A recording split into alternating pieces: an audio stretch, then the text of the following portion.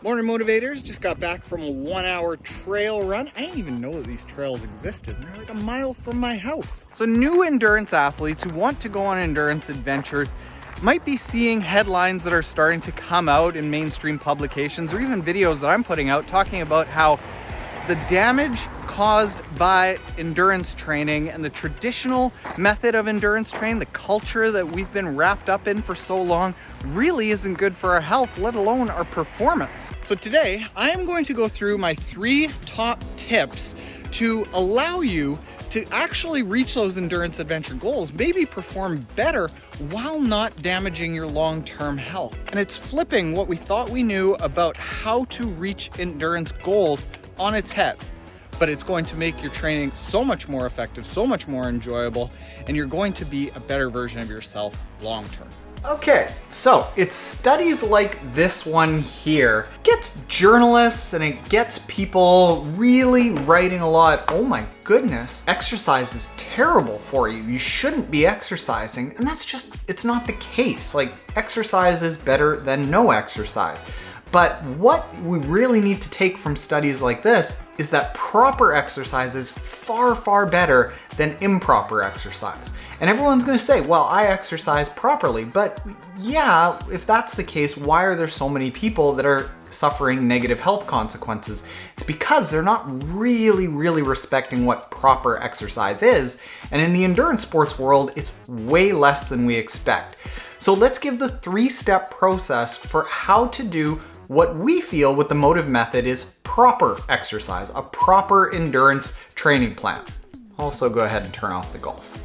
So this study here is done by Evan and James O'Keefe. They're kind of the main people that are pushing this heart health way of exercise. And really what they say is that current studies suggest that 2 to 5 hours a week of moderate or vigorous physical activity will confer maximal benefits, and that more than 10 hours a week may actually reduce these health benefits. If we go to another paper that they've got called the Goldilocks Zone, James and Evan O'Keefe, as you go down here, you'll see studies like this where you'll see that a sedentary person, somebody who's completely non-exercising, actually has a lower all-cause mortality than people who are strenuous joggers. And that the likelihood of coronary heart disease starts going up when you start jogging daily. But when you dig into more studies like this, you end up uncovering that in a lot of cases, this strenuous, this high level of exercise that ruins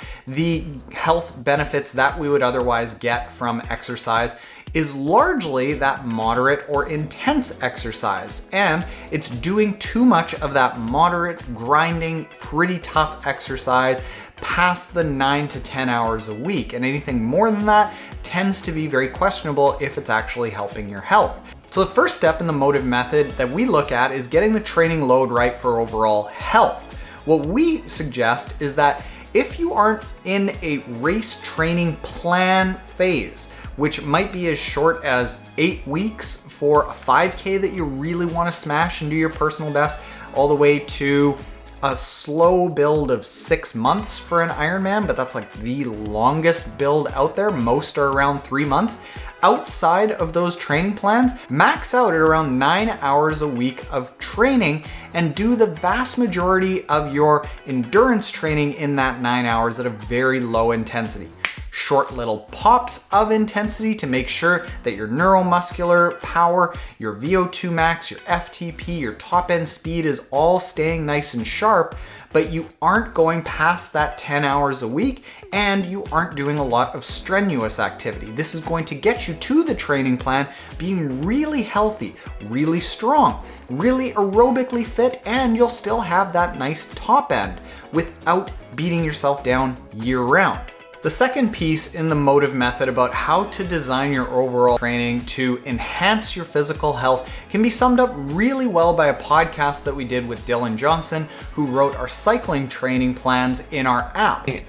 If I had to give a rough estimate for what the percentage of studies that come to a positive conclusion on weight training and cycling performance, it's probably 95%. it's rare that I come across a study that showed that weight training didn't improve cycling performance. And they've done it in so many different, they've tested it so many different ways. I mean, they've tested it for sprint performance. They've tested it for 5-minute power output. They've tested it for 40-kilometer time trial, which is going to take most people an hour if they're fit. They've tested it, they've tested lactate threshold. They've tested up so many different variables that affect cycling performance. And it always seems to come out positive that weight training is improving cycling performance, mainly because of the neuromuscular adaptation. So strength is a really big component of enhancing your performance. And if you look at long-term data of what causes a poor quality of life in the last 20 or 30 years of most people's lives, it's a major illness or injury. An injury often caused by a fall. And the biggest cause of those falls is a lack of mobility and strength. So by including strength training, you're not just improving your performance, you're improving your long-term health. Your muscle density is going to be higher, your bone density is going to be higher, your hormones will be better balanced. A well-designed strength training plan will also keep you more mobile, but people still, only about half of endurance athletes even do any sort of strength training, let alone really good strength training. The reason that Kate Baldwin, another podcast guest that will be coming up in December, found out in a study that she did was that the reason that most people aren't doing strength training with their endurance training is because of time. I have excellent news for you. This study right here showed that by actually replacing your training volume, 19% of your training volume, with explosive strength training. So not adding it on, but actually saying, hey, if you want to train that 10 hours, fine. Let's not add on more hours. Let's replace some of it with strength training. So you're not training that much more. It's not any harder to get in that time because it's the same time that you're spending, but replacing it with strength training, that's what we do with the Motive Training app. During that maxed out 9 to 10 hours of training outside of training plans, we load up on strength training. Because while I get that we can justify, hey, we're not giving you as many hours, so you've got more time for strength training, I also get that when you get into a training plan, you don't want to feel beat down by strength training. So when a training plan comes around, we back off of the large amount of strength training to just 30 to 60 minutes a week and keep it very light, just muscle activation so that your muscles are still nice and toned and know how to fire, but we're not beating you down more. And this final study here is just one of an entire library of studies that are showing the same thing over and over and over. And it's that polarized training has a greater impact on key endurance variables than threshold, high intensity, or high volume training. So all of the suffering, hard training that people associate with endurance sports, spending tons of hours, doing really hard sessions, doing long intervals that are really hard, they aren't actually the variables that are going to result in good performance. And go back to that J-curve study, that high intensity training at a high level is actually going to be the stuff that undoes your overall health. So the third part is to have a very big proportion of your training at a very low intensity. And when I say a low intensity, I mean sometimes walking intensity that some people have to start with. Sometimes it's a hike. Sometimes it's a low intensity bike ride where you're letting people that you could smash on a race course or in a sprint go away from you.